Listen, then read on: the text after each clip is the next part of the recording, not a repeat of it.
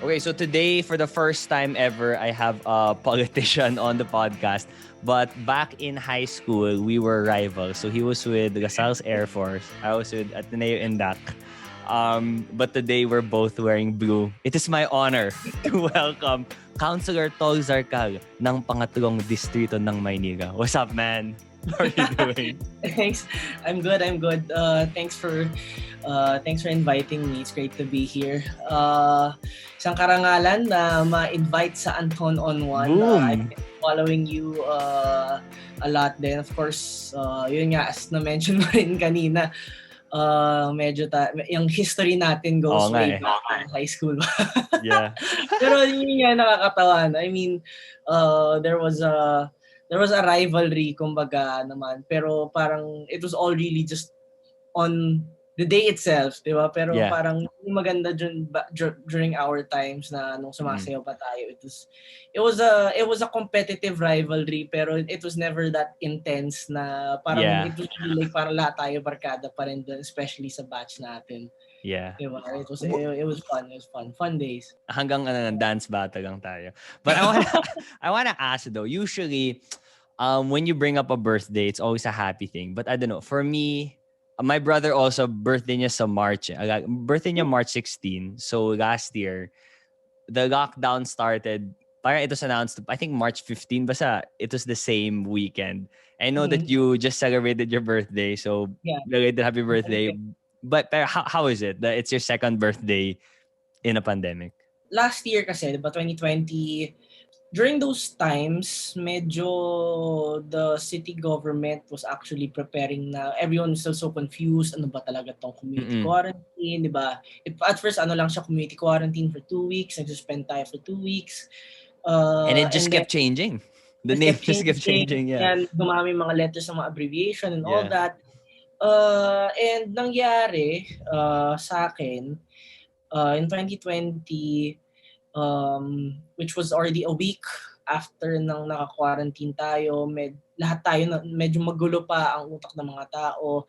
So for me, it just wasn't a perfect time really to celebrate yung birthday mo, knowing na madaming medyo nagugulo pa. Ako personally, I was also having anxiety kasi being working in the government, syempre hindi mo naman din alam like how to help these people also, kasi syempre bagong klaseng problema, bagong klase, and especially at my age at the time, I was 23 pa lang at the time. It's different from the usual talaga na sanay na tayo na kinds of public service in general, which are usually medical healthcare,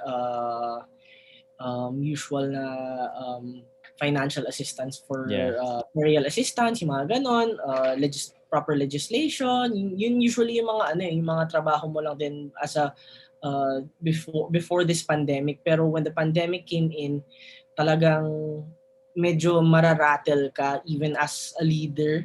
Lahat ng tao nangangapa din. So when the time came during yung birthday ko, what happened was yung team namin, yung 6 councilors with our congressman, vice mayor, and si mayor, ang ginawa namin, nag-donate kami for every barangay in the city. So nag-pick up sila ng mga groceries, mga bigas, canned goods, masks, pina-pick up namin. We were donating them one by one. Marating mga barangay chairman to our headquarters one by one.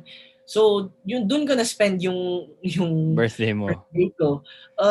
And siguro funny enough, never din naman ako naging talagang big celebrant birthday party. Parang usually kapag may birthday party ako, it was because it was a surprise or parang spontaneous lang na hangout, diba? So yun yung nangyari. And compared naman din to being a year na in the pandemic, nangyari was it became more normal naman na to me na to just really not expect na rin naman something big, and especially sumakto rin pa talaga na nag-ECQ ulit tayo the weekend of the week before I celebrated my birthday nung 25th. It's the 29th now. So saktong-sakto talaga. Knowing na madaming mga nangangailangan ang ginawa ko, sponsored by yung office ko, may nag-allot kami ng budget ng magbigay ng mga grocery packs. So This is the nagpa-raffle ako. weekly birthday giveaway. I Yung saw yung mga may yeah, mga Facebook live ka. yeah, yung mga live ko. And I guess yun na lang din yung ano, kung hindi ko kayang I mean, kung mag-e-enjoy man ako sa birthday ko, might as well na ipa-enjoy ko na rin naman yung mga ibang tao din. You do it through helping. Yeah, 'di ba?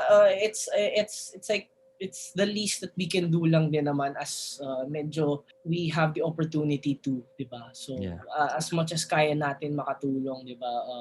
Like na at least nakakatulong din tayo. I can imagine na it's very frustrating na dito pa rin tayo. Like we're still facing the same pandemic. Nakakainggit hearing the news of other countries that are doing much better. How do you deal with that frustration? Because based on my knowledge and the people I get to talk to, I don't have friends, that many friends in the government. I don't know what it's like for the people who are frontliners, whether that's medical or non-medical. I still consider you a frontliner.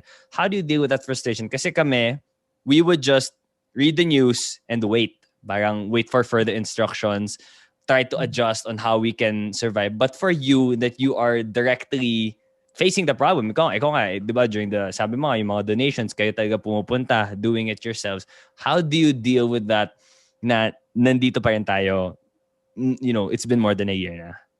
Well, ako first and foremost din, ako personally, I don't consider myself a frontliner kasi talagang iba pa talaga ang mas nagagawa ng mga frontliner. Pero thank you for considering me. Pero regardless the amount of hours that our frontliners are putting into rin talaga is super ibang klase din talaga. And siguro dun sa perspective in terms of comparison din sa other countries, I think we have to also put into perspective din kasi the kind of setting na meron tayo sa Pilipinas. We have a great disparity in terms of population size and as well as density. Which also plays a very big part din naman talaga to how we handle the pandemic. Ako, I would personally say din naman, of course, there are lapses pa rin din naman talaga wherein the government has done. Siguro, one would be yung medyo pagka-delay ng vaccines, which even the people from the local government hindi rin naintindihan. Pero of course, we have to as part of the local government din naman, we can't really point fingers to other people because hindi tayo matatapos hindi natin matatapos yung problema by just pointing nothing's gonna happen. Yeah, we're all on the same team here naman, diba, regardless. Seeing din naman yung like other countries here kasi, especially I'll put this into perspective lang in the city of Manila. The city of Manila din kasi ang setup niyan is not like the other cities in the Philippines. When we talk about in the barangay level, ang barangay level kasi ng Manila, let's say ito, ng bahay ko, doon is one barangay, lalakad ka lang sa kabilang kanto, ibang barangay na rin yon. So, in the city of Manila, we have a total of 894 barangays. And those are all, nakakumpul-kumpul pa yon into certain zones. Malaki siya, so it's very dense. Kaya it's one of the most densely populated cities in the city. And going back to yung point ko nga with regards to how to handle in this pandemic. Ang mga bahay-bahay, I'm sure you would have seen din naman walking around, if you've ever walked in the city of Manila or in the mga residential areas of Manila, minsan kasi ang mga bahay lang din sa Manila are separated ng yero or talagang dikit-dikit. So let's say a bahay, yung isang house na 2 floor na less than 10 square meters, or yun nga, about 5 Maming square pamilya na yun. meters, those already house how many families. So and these families also are, syempre kailangan din nila maghanap buhay, so they have to go out of their houses as well. So talagang it sets off a chain of Yeah. of One exposure lang, reaction. it's gonna affect so Yeah. many people na agad. Yes. So talagang that's the kind of uniqueness na meron tayo in the city of in the Philippines. That's why it was talagang pinopromote din naman ng government, regardless of national or local, to really follow yung mga health protocols lang, especially social distancing, Yeah. wearing a face mask, kailangan nga dapat at least double mask na, face shield. So yung mga aspects na yun naman kasi play a huge role talaga in the spreading of the virus. Yeah. And I think din naman siguro, of course, there's one of the reasons wherein medyo napunta tayo sa second surge na ganito is in a way naman there's some sort of complacency rin naman sa mga tao, because we are able to reach the point during parang the Q4 and the first few months of this first quarter. Parang nagiging normal ulit yung buhay. Yeah, parang 'di ba, if you were able to go to malls during that time, medyo naka-face mask, face shield nga mga tao, pero like yung social distancing isn't practiced That as much. oo. Yeah, With that though, sorry, I'll na lang.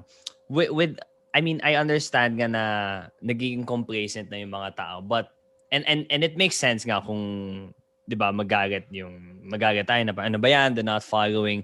But then I personally can't really blame or get mad at the people kasi if you think about it, sobrang tagal na eh. I think that you can only tell a group of people to do these rules so much. That's if it takes so long, I don't know. I think it was like I wasn't.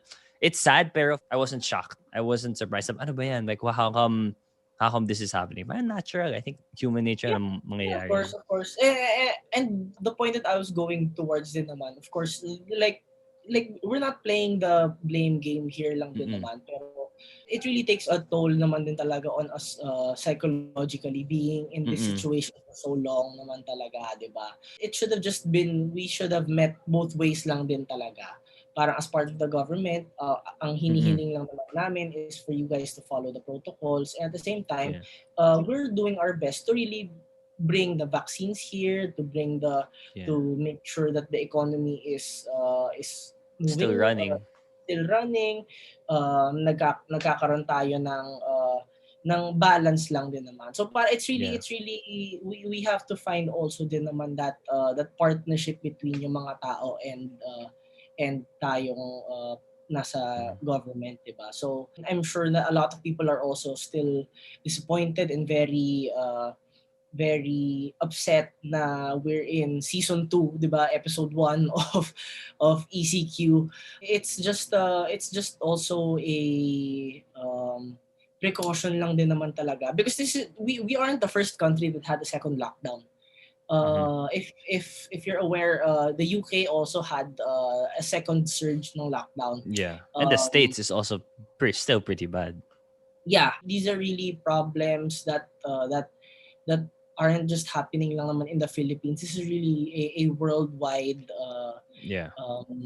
problem in terms of yung kultura, pati na rin yung siguro discipline. And I think there's really even a lot more people who are against pa nga the following of safety protocols in other countries. May pagka-disciplined naman na talaga ang tayo mga Pilipino. It's just na because we are in a different setting lang din naman, where mas madami tayong mga nagkukumpulan talaga naturally here in the Philippines. There's really a bigger chance for us also to spread then. So hopefully talaga na during this season 2 na rin naman of the ECQ, all the LGUs rin naman talaga are really rolling out their vaccine deployments na now. Yeah. As of today, we have Yeah, to the senior citizens, diba? I saw you're posting about it that around 2,000, was that 2,000 vaccines? To be exact, we had 2,700 na senior citizens vaccinated today. That's Yesterday, we had 1,033. And this is gonna continue? Yeah. We Okay. have over 10,000 frontliners na that are fully vaccinated. So we are right now currently in the A2 na category of the vaccine na rollout. Okay. Oh, wow. Yeah. So ano naman, it's a great step. So konting ano lang naman. Of course, the government is still really trying to figure out kung paano mga ayuda pa rin ang mabibigay natin. Yeah. What kind of ways we can really restart the economy. So with hopefully within the next few weeks as vaccine rollout continues, talagang mas we'll see the numbers go down. Pero for the meantime, I think studies have shown din naman for this week, especially during the ECQ, yung numbers natin today actually went up to 10,000 na, diba? cases. And it will, the study show naman it will rise up a bit more. Yeah, it will continue. Yeah. Pero once na matuloy na natin ang vaccination, maaabot na rin naman natin yung lessening of at least, numbers. Yeah. At least nga, it's even if it looks like it's the same situation, iniisip ko na at least there's vaccines na being rolled out. And number two, hindi na to foreign thing. Like it's not the first time we're hearing about COVID. So alam na natin that we need to wear masks and all of those things. Yes. But is there something different? Like, at least yung I'm sure you obviously you don't know naman the entire what the whole government, how the whole government responded to this, but just at least your sector in what you personally experience, is there something different that's being done in the approach in how to deal with the pandemic compared to last year? Or is it more of continuing lang the initial steps that were already set last year? Actually talagang it's completely different na kasi last year talaga, 'di ba, sa amin naman in the case of the city of Manila, last year ang ginawa namin was to really provide immediate food, care, yung parang care, and quick response. Naging proactive na yung city of Manila beforehand. During our budget hearing back in 2020, ang ginawa na ng City Government of Manila was we provided food security program ang tawag dito. So ang ginagawa namin, bawat bahay, bawat pamilya, regardless kasi like I said, like we mentioned earlier, di ba, na ang isang bahay naman hindi lang isang pamilya, sometimes 2, 3 yan. So for every family na bibigyan ng isang pack. So that's 2 kilos of ng bigas, canned goods, and other mga other mga goods na essentials na kailangan nila. Para in the case man lang na something happens, talagang may mga pagkain tong mga tao. And what we did from compared to last year, kasi during the 2019 na budget hearing, a lot of it was were infrastructure projects, and we realized from 2020, 'di ba, we had to realign that, 'di ba? Oo, 'di ba? So talagang nag-pause kami with some of the infrastructure projects, and talagang pagkain muna bago yung mga tao, yung bago yung mga building, 'di ba? Tao muna bago mga building. So I guess itong ECQ na to feels a bit more different kasi we napagdaanan na natin to. Pero of course, the main goal pa rin naman talaga is really to just suppress the spiking of the numbers. So Ako, I mean, you know better than me na on what the national government will really decide, anong i-decide ng IATF dito sa kung gaano katagal ba tong magiging ECQ natin, but hopefully they're going to be making the right decisions na rin naman talaga, knowing na sila din naman have also gone through this for a second And time. then nagka-realigning na rin and Yeah. I mean, Yeah. entering this year. Yeah. For the for your team and the people you get to work with though, how's morale? How are I mean, I can imagine that nakakapagod talaga yung trabaho ninyo and just dealing with this. Reading about it is one thing. It's tiring already. But dealing with it firsthand and seeing the people. So how are the spirits of the people you get to work with when facing this? Well, ako, if we're talking about yung staff ko pa lang naman madami namang mga nadidismaya pa rin talaga, 'di ba? Madami mga nalulungkot given na ako personally, I have a lot of friends na namatay ng COVID. Some are barangay chairmen. Some kasi had mga comorbidity. So I think I've had siguro mga 5 to 10 friends na medyo na namatay na from COVID. Ooh. And nakakalungkot siya, 'di ba? Pero Yeah. and the same thing happened din naman sa mga staff ko, or I think anybody that works in the government knows someone or somebody na may namatay na sa COVID. But I guess being Filipinos, as they are, hindi naman talaga mawawala na matuwa pa rin sila. I mean, to find that certain Yeah. that Resiliency. lining of like, Yeah. not even resiliency, parang nakakahanap lang talaga sila ng parang like small light out of all of this na parang Yes. matuwa lang din, 'di ba? So moral seems it may seem parang medyo shaky para sa amin din, 'di ba? Pero at the end of the day then we're part of the government. Ginusto rin naman namin talaga na pumasok sa ganitong klaseng trabaho, 'di ba? To go into public service, 'di ba? Regardless of how tiring it is talaga, 'di ba?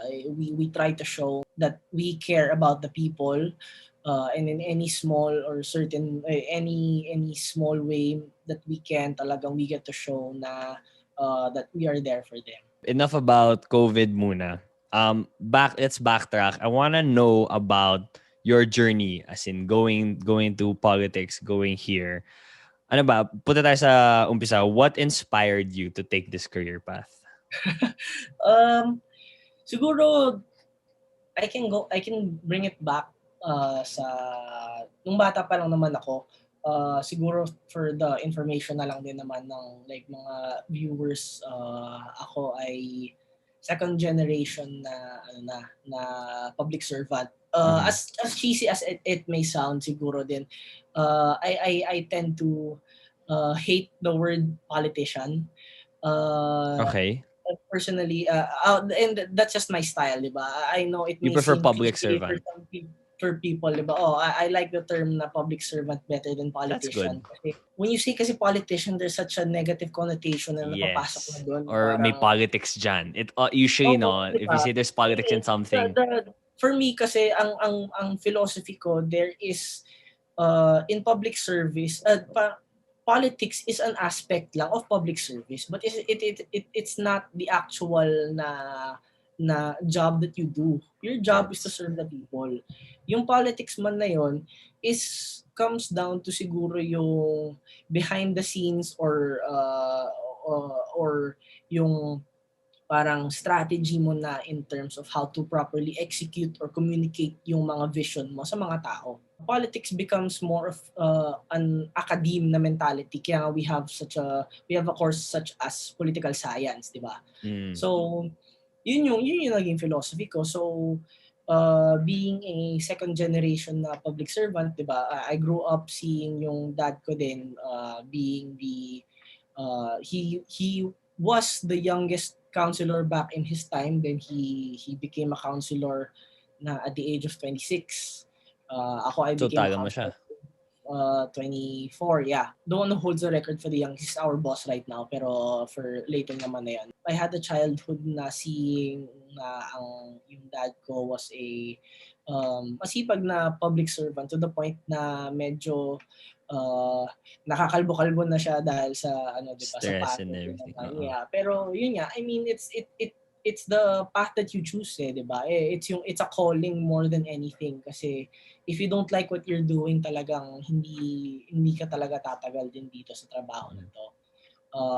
It takes a lot of mental stamina to do it as well.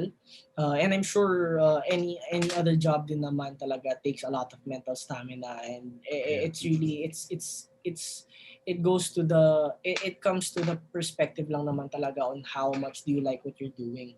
So seeing yung airpat ko nga, being a public servant back in high school, even dancer naman na ako noon, I guess pumasok na lang din sa isip ko. There was just something in me, parang the story is pa actually was habang nasa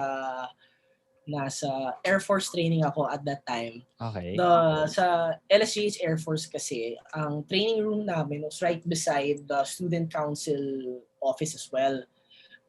So magkatabi lang siya. I saw na applications for batch representative were What year were you here? Sorry, third year pala to. Sorry, third year kasi I was running for fourth year batch. Excuse me. Batch representative. Nung nakita ko yung sign-up sheet, sabi ko, parang okay to As in, parang, why not give it a shot? Kasi I've been a class officer din naman. Sa Lasal, I think, di ba, in high school meron laging class officer, class president. That's nothing though. That's nothing compared to what you're doing now. I was vice president also. Wala rin akong masyadong ginawa.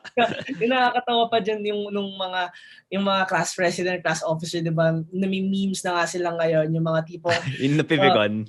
Yung mga tumihimik ka na, hindi mo kita tahimik. As bigla na lang magtatampo na. I was one of those kids, knowing na yung mga kabarkada ko pa naman talaga.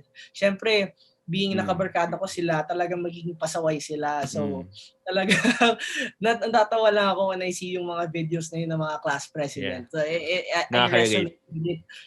So, nung nakita ko na opportunity to go into student politics in terms of nung sa batch, on a batch level naman na, di ba?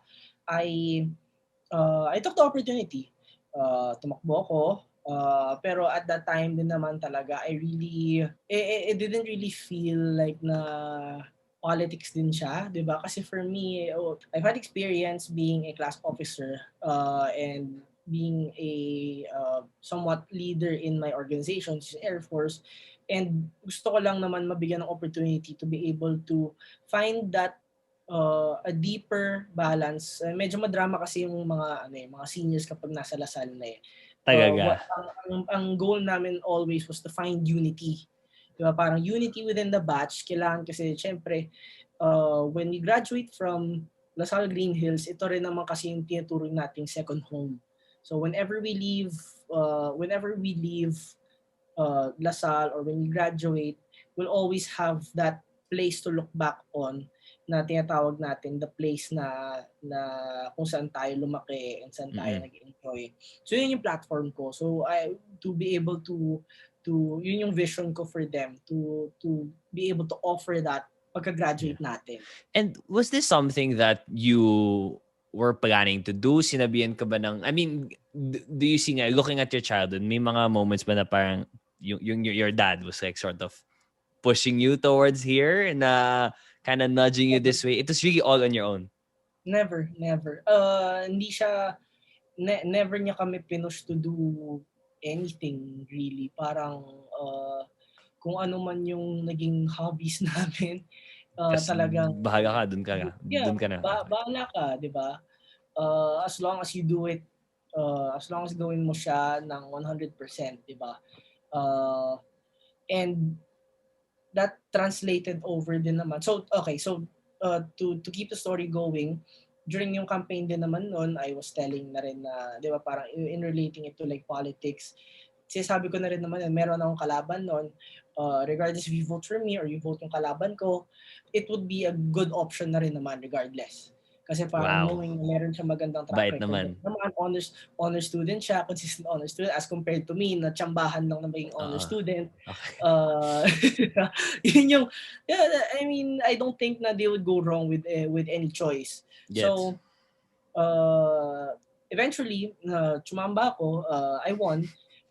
'Di ba? So, I guess that they saw something in me that would really that resonated. So, nanalo ako. Fourth year was I guess lahat naman tayo talagang very naging senti nung ating senior year in high school. I think it's a common thing naman talaga Yeah. for anybody that goes through to senior year. And here comes in college, I went to DLSU, and DLSU pa naman is a school that is very known for its student politics. Yes. Diba? What were you part of? What is the name of your? We have two Are you in political Tapat? I think parties. I Isa I ang forgot the Tapat, names. isa yung Uh-huh. Santogon. Which one are you part of? Ako, Santogon ako. So were you the ones? I don't. Please explain if you know. Why do they do their? Yung I ganito, would see the yung yeah. power Why don't pose. you cross it normally? Why do you have to show your wings Yung like this? ganung pose kasi actually was ang the it's called the power pose kasi. So dalawang Ooh. dalawang forms yan. One is like Okay. this, Uh-huh. power pose to make it very professional, 'di ba? To Yeah. be when you cross your arms kasi in like this, it means na medyo closed ka, Closed off. body Okay. language. Yeah, Closed the off, body language. 'di ba? When you're like this din naman, 'di ba? You're professional, you're willing to listen to them. Pero Uh-huh. at the same time, you're professional pa rin. So, same as like this, 'di ba? Parang 'di ba? It's more open as compared to like this. Yeah, Kasi 'di ba yeah. your goal naman talaga as a student leader is to listen to the problems of the students and find ways or solutions to fix them, 'di ba? So, Yeah. yun yung like history nun. Yeah. And then when it came na to recruitment, I was chosen din naman by Santogon, yung political party, to run as the representative also for the batch. Sadly enough, medyo doon ako hindi nakapasok. Hindi ako Di ka nanalo. it was the year kasi na yung political party namin underwent a scandal. So, ayun, Ooh. not really a scandal. Medyo na-disqualify kami. Okay. Na-disqualify kami because of late na pag-process ng papers. Oh, wow. Okay. Oh, that sucks. That's so It's avoidable. yeah, it's a common philosophy kasi nung political party dun namin ng Santogon na kapag kulang pa kasi so let's say for example, we have 76 positions na ipapa-field in the for the political party. Kung meron mang kulang ng isa, we all don't run. So yun yung parang like solidarity, unity, Yan family, tuloy. yun yung philosophies of the was everyone disqualified? Yeah, kasi yun nga because hindi ako with my running mates, hindi kami disqualified kasi kumpleto kami. But there was one college na parang 2 or 3 ang kulang pa, hindi pa sila nakaka-recruit on time before the filing of candidacy. They had to so yung leaders namin decided na let's stick with our principles and not run. And were you happy with that? Like what was achieved? Like you could have still so you're telling me you could have still run at that time. I could have still run, but to be united with the whole group. It's not it wasn't our call din naman kasi. Syempre, we're not the leaders of the political party, di ba? That's why we have set people that are in that political party.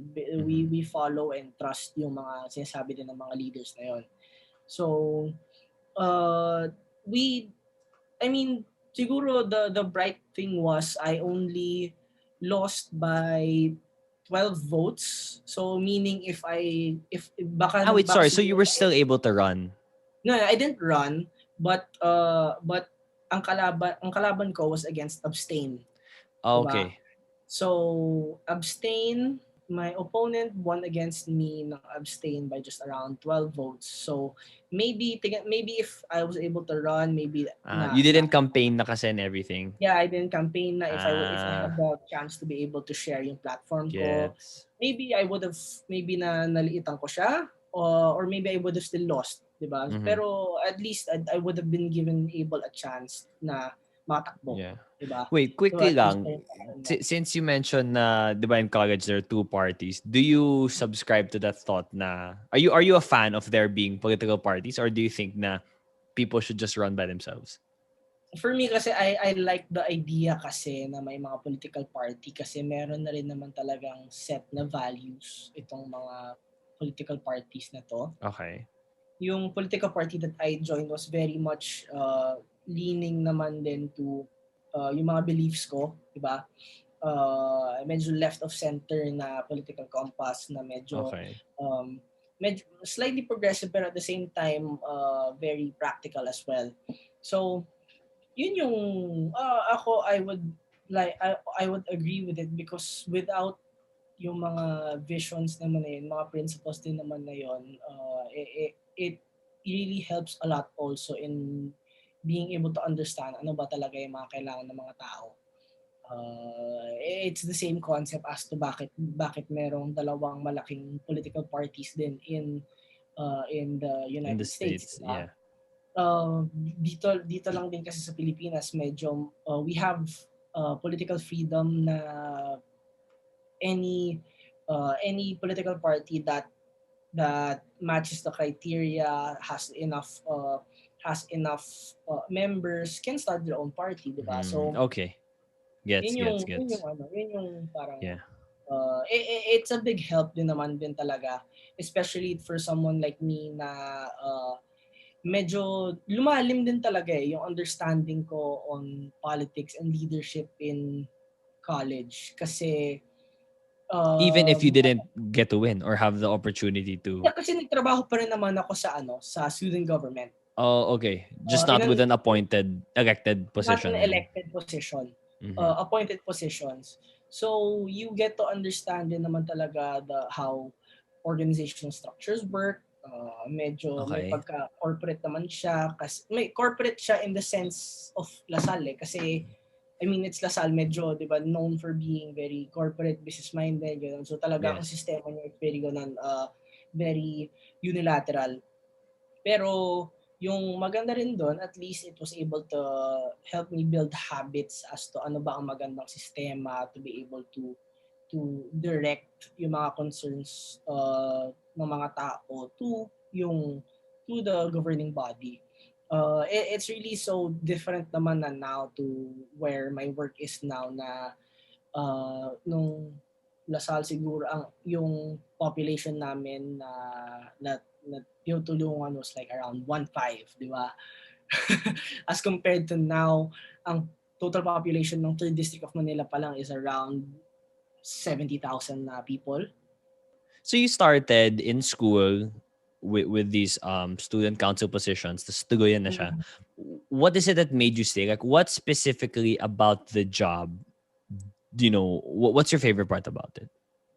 If you really enjoy din naman yung saya na nabibigay mo in na to regardless kung anumang little na things man yan like ako one way in the city of Manila one way for me to show that na meron akong pagkumbaba sa mga tao, 'di ba, is Mhm. I try to attend ang mga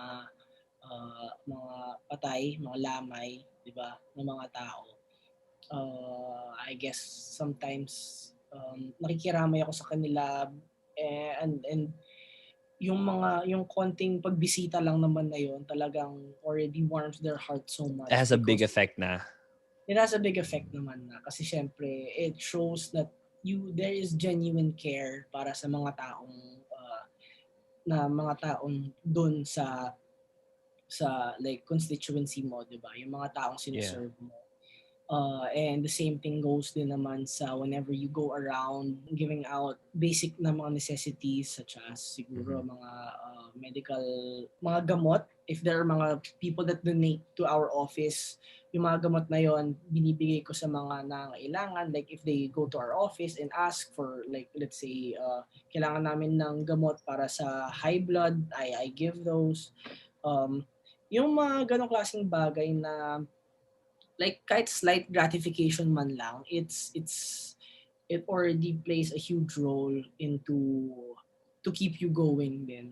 Yeah. Diba? Keep Parang you motivated and inspired to continue doing the job. yeah, it kasi parang whenever you see those kinds of people din kasi na may natulungan ka and talagang napasaya mo sila kahit konti, 'di ba? Parang it just puts that spark within you some more na parang we're still in a we're still long ways to go before talagang ma-perfect natin yung government natin, 'di ba? Yeah. So why not, I mean, when you see those kinds of people, talagang that's another step forward to be able to find that to be able to achieve yung mga goals na yun. You mentioned na little acts that you do, di ba? Bisita sa gamay, already has a huge impact. Like they're really gonna thank you. They're gonna really, syempre, like people, they'll feel the genuine care. Does this issue ever cross your mind when you do these acts? When you show na when you're the one delivering the goods, the donations personally, when you're the one who personally goes to yung mga patay, yung mga gamay, the issue of it being genuine care versus it being an act of campaigning. Kasi we I would see a lot of if there's a project, there's the face of the politician. Like I know also that it's part of it. Like if you want to continue doing the job, you need to be voted again for the next term. Does that issue cross your mind? Yeah, of course. But in my short stint pa lang here din naman kasi ang goal ko lang naman din talaga is to not be be like that. Kasi that was actually uh that was actually an issue na binring up during the last elections na yung mga taga political party na yan, which is like they're talking about yung political party namin, which is Asento Manileño. Hanggang mga lamay lang, hanggang puro mga patay, mga lamay lang sila, mga ganon. And people didn't react to that comment very well kasi I guess siguro yeah, we can put it uh, into the perspective na siguro kailangan siya. Pero at the same time, yung the people of the Philippines kasi talagang we have a certain culture lang din naman din Yeah. talaga na old traditional not old, medyo traditional values of like family respect and all these Yeah. So that's how you different. connect to the people. Yeah, yung mga ganong klaseng bagay. When it comes naman to yung putting your face on mga posters and stuff, or like And electioneering, projects and yung mga ganong klaseng projects, I try to avoid that as much as I can. Parang uh, hindi na naman na kami pinapayagan din, especially when the new administration came in Manila. Bawal kami mag-post sa streets ng okay. Happy Fiesta. We're not allowed to do those things na eh. How about yung mga congratulations graduates of batch ganyan? In Manila, bawal. We can do Okay. Facebook posts, yung mga ganon. Yeah. I guess Of it's course. but I think magamang kasi that's where you promote yourself naman talaga dapat eh. yeah. But yung like on the streets na, bawal na siya eh. Bawal na siya in the City of Manila. Okay. It's yung anti-epal, 'di ba?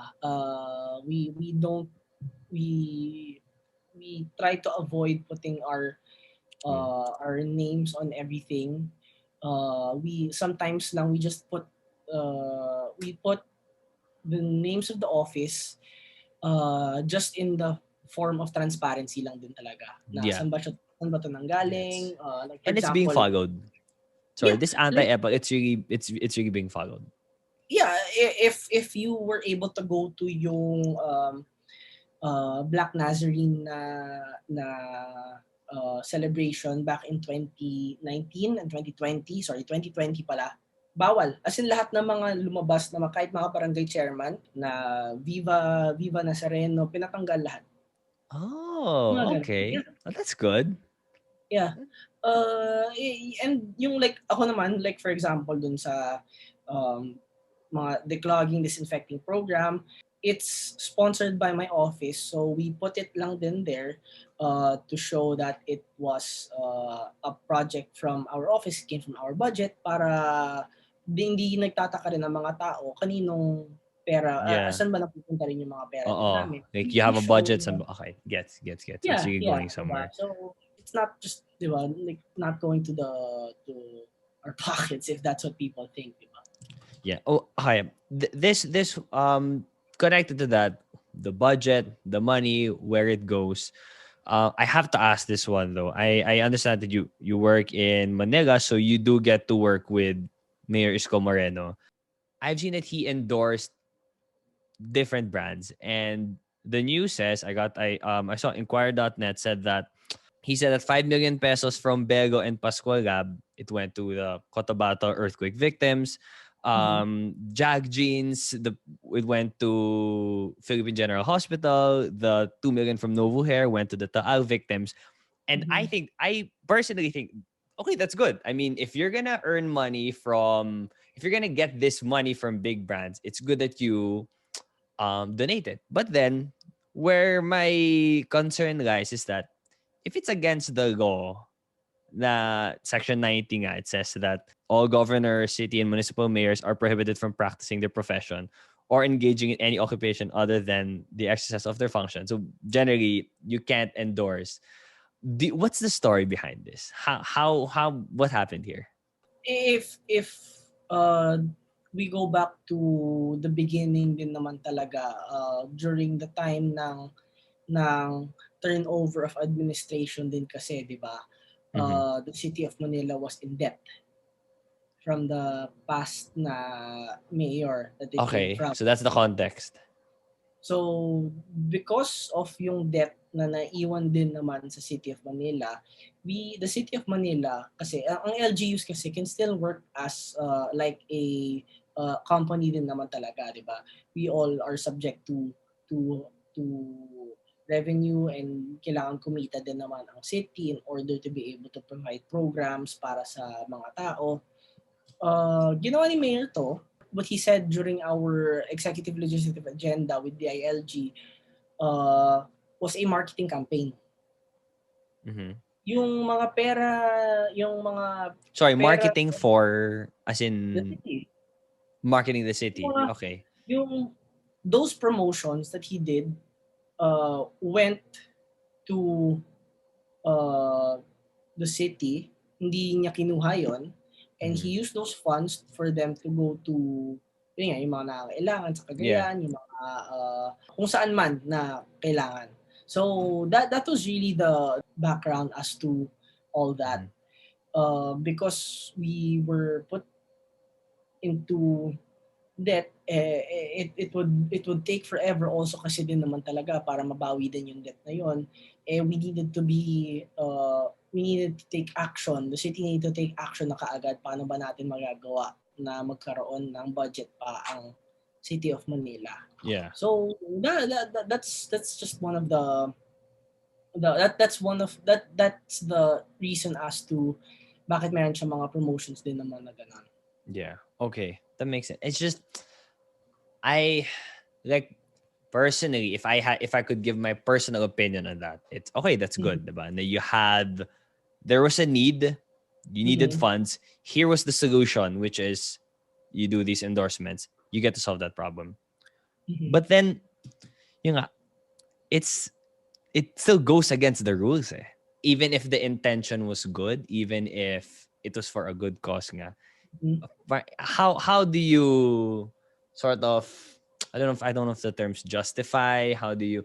Kasi if it happens again in the future, it can be in a different form. It doesn't have to be necessarily in there was a debt and then in the same scenario. What if it's a different? I can't think of a specific scenario, but what if it's there's another problem, but to solve that problem, you have to go against the rule, and you still get to solve the problem. Parang it is that ano? Are we just gonna do that again next time? Well, I mean, if we go towards naman yung technicality of everything, hindi naman talaga siya like bawal talaga eh. Kasi it's an endorsement, and if hindi mo rin naman din talaga tinake yung money, it's not I mean there are many public officials pa rin din naman also that are still active on TV, yung mga ganong klaseng Yeah. So enough. It's like another form of yeah, endorsement. it's Very gray not area. yeah, it's open din naman talaga to the interpretation as to what the people have issues with regards to it, diba? So it was a way to yun nga talagang to really be able to Yeah. market and to solve the solution of the debt that came before it. So I guess it's just it comes with the job din naman din talaga that you will be subject to a lot of criticisms as well. Yeah. With regards to those kinds of things. Pero for me naman medyo napunta rin naman pa rin talaga siya dun sa tamang lugar. Yeah. Diba? So at the end of the day, tama pa rin. I mean, it still got to do. At the end of the I day, mean, it was still like the right decision kasi it still got to do good. it's um yeah, it's basically then that. Mm-hmm. Yeah. Based on your experience though working with him, syempre, when I bring up Mayor Isko Moreno, I don't want to just talk about the issue. I know him based on just what I see on the news. I got to see him and talk to him quickly for an event once. Pero syempre, he's in mayor mode. He's in performance mode. And I know that he has TikToks. I think that's something both of you share, that you both do TikToks. How is he like behind the scenes? Is what you see what you get? Is that really how he is? Yes. Kung ano na yun na yung mayor mode na sinasabi mo, he's always That's been like really that. who he is. That's not even mayor mode. That's just Not just Isko. Funny na kwento rin nga actually about him. I know, di ba, he's known for parang a mayor na workaholic, hindi natutulog, di ba? If you see yung mga posts niya na he's always awake at 3 a.m. in the morning, patulog pa lang siya, pero gising na siya kaagad by like 5 a.m., yung mga ganong klaseng bagay. Those are actually things na he was doing even during when he was still a councilor. Kung paano rin siya on camera, kung paano siya kadaldal on camera. yeah. He has this live stream every Friday, di ba, na yung Capital Report. And he's talking for 3 hours na madaldal siyang tao. Pero kausap lang naman yun ng camera eh. 3 hours na siya umaabot na kausap lang yung camera. Wala nga siyang like, so that's his... walang nagde-debate sa kanya, di ba? Paano pa kaya kung meron siyang like kausap talaga? Yun yung parang mga skills din talaga niya. He really has a knack for communication for people. He really also understands din naman talaga yung mga paghihirap ng mga tao. Kasi talagang yung mga stories that we hear about him na nanggaling siya talaga sa mahirap, those are totoo yun. Those aren't made up stories of political machinery or anything. Yeah. Those are stories that napagdaanan niya talaga nung bata siya, and the character that he has or the personality that we see in front of the camera or on Facebook or in quote unquote mayor mode, diba? Yun na talaga kung paano siya. Is that something you see yourself doing in the future? Becoming a mayor? Yeah. Like what's the Do you have a bigger goal, a future goal set for yourself in terms of career? Ako sa totoo lang this is yung mindset ko lang din naman talaga. Hindi mo naman talaga kasi napipili yung mga ganyang bagay. If it's not meant for you, then it's not meant for you din talaga. You can always aspire for those kinds of things, diba? It would be great to do this, to do that, pero at the end of the day, hindi naman yung goals mo naman na yun, hindi naman talaga para sa iyo. Yes. You run for those positions because you have a vision to be able to help these people na nangangailangan. So it's the vision. So as you're just sticking to the vision, not necessarily concerning yourself of the position to do that, to carry out that vision. Yeah, kasi that's leadership in general. Kasi when you tell yourself na, gusto ko maging congressman, pero bakit mo ba gusto maging congressman? Gusto mo maging mayor? Dahil ba para sa sarili mo lang yan? Para pag mamatay ka, meron ka lang nakalagay na congressman ganito at the end of your name? Parang how selfish does that sound din naman, di ba? Parang you run for a higher office or you run for office or you become a person in that office dahil there's a certain need na kailangan mong ma-address sa mga tao, di ba? And that's where the power of democracy comes in, diba? There are a lot of people that have their own sets of visions, their own platforms, pero the one that eventually wins is the one that resonates with the people the most. Diba? I really hope that's true. I mean, that's very...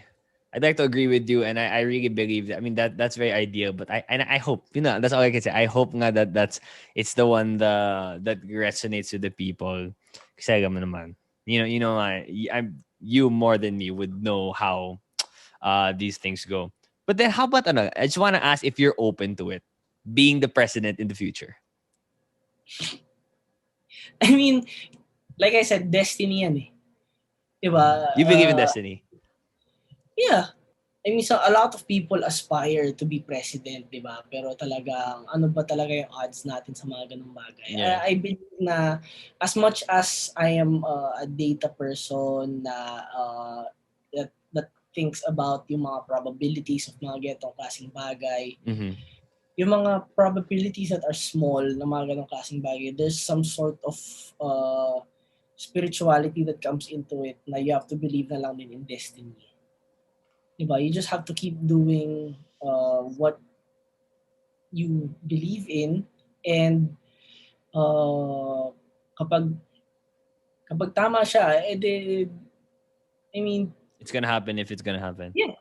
And you don't concern yourself. Okay. You don't concern yourself too much about those yung mga magigit na small percentage, small possibilities. Just focusing on the why, on why you do that. Yeah. Kasi ako I mean, I just turned 25. Like there's still there's mahaba pa yung ano natin, yung oras. We're just at the start. Yeah, 'di ba? So parang we have to make use of parang every day we're still learning new things, 'di ba? So talagang yung process wherein na papuntahin na yung road or kung yung destination na papunta natin, parang every day is a constant like change, constant na may tututunan tayong bago. Yun lang naman yung kailangan nating like it would be great siguro, 'di ba? Na I mean maganda naman siguro pakinggan na in the future, 'di ba? Mas mataas na yung position ko, pero like I said, I mean it's not about me. It's not about the position. If there's any like quote din naman kasi that really inspired me a lot. There's this one friend of mine. He was the former student council president LSGH, and he also became the student council president of the LSU. One of the quotes na talagang sobrang natuwa talaga ako sa kanya in terms of like how I act as a leader.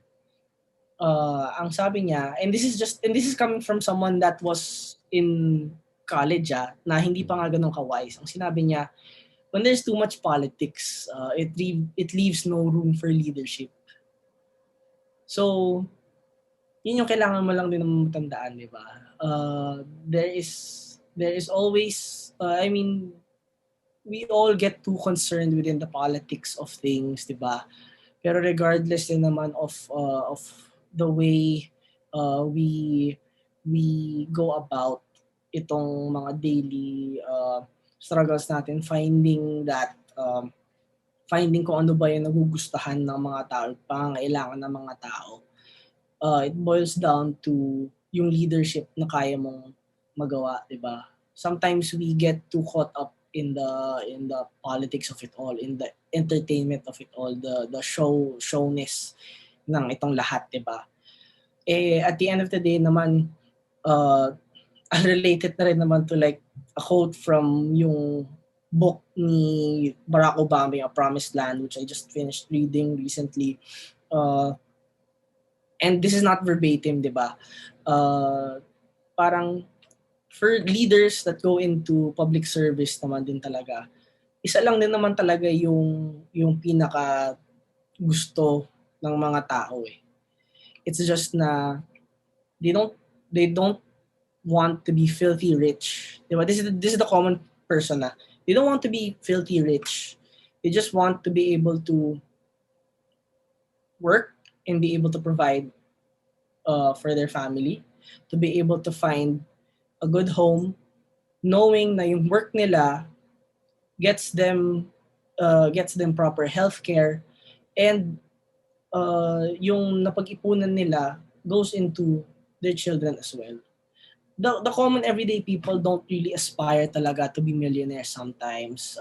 It's not those kinds of things are just fabricated na lang naman ng mga tao na you have to be a millionaire, you have to be like this, you have That's to be what like makes you that, happy. diba? Oo, diba? But at the end of the day, ang gusto lang naman ng mga tao is to be comfortable. And I think yung goal as a leader, diba, is to be able to find that, diba? Find yung economic na, find that system in the economy wherein people benefit properly, people are compensated properly, hindi sila matatakot na magkasakit kasi meron naman silang proper healthcare. Yeah. So, and when we find the solutions to those things, which is an uphill battle pa rin naman talaga, pero and I believe naman siguro na whoever gets to fulfill yung vision na yon, regardless kung sino man yun, it may be someone na maybe another public servant that has a better vision, yun lang naman ang goal naming lahat. Okay. Wow. Councilor Tol. No, dude, for real. Thanks for sharing your philosophy. And thanks for, I guess like just providing hope. Kasi it's hard then to find that these days talaga. And it's just hearing your story, hearing what goes on then behind the scenes and the thought process that goes behind it. Yun, I'm really hoping that when I greet you for your birthday next year, it's in very, very different circumstances and hopefully in person na rin. So yun, thanks man. Thanks for your time. Thank you. I appreciate being here. Hopefully ma-invite ako in the future na mas na medyo mas mature na yung yung pag-iisip ko din dito mas may experience na ako.